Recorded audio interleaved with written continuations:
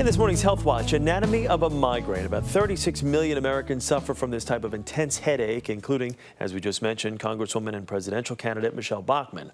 Joining us now with more on migraines and what triggers them is medical correspondent Dr.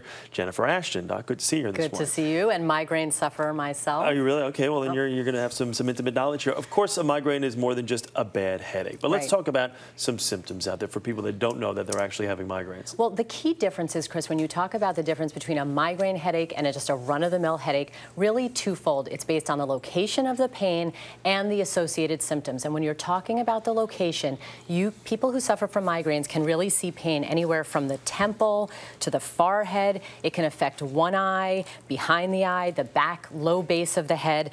And then when you talk about the severity, obviously it's much worse.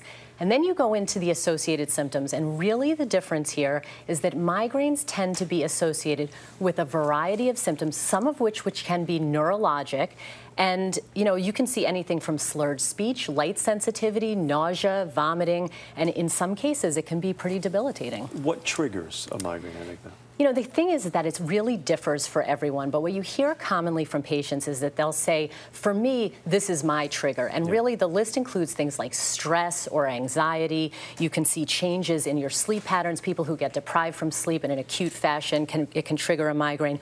Hormonal changes, things like caffeine or alcohol, which obviously are lifestyle issues. We can try to control that. Even certain types of foods with nitrates, aged cheeses or certain types of meats, all of those things can trigger migraines for people. Michelle Bachmann had talked about taking medications, prescription medications, to kind of help curb some of the migraines.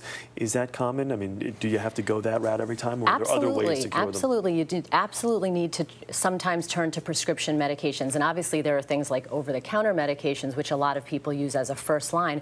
But really when you talk about migraine treatment, it's really broken up into preventing that migraine episode and then treating it. And when you talk about prevention, obviously controlling the lifestyle factors that you know might trigger it for you is key. There are certain types of medications which can be preventative. Botox is even being used now as an off-label way to prevent migraines.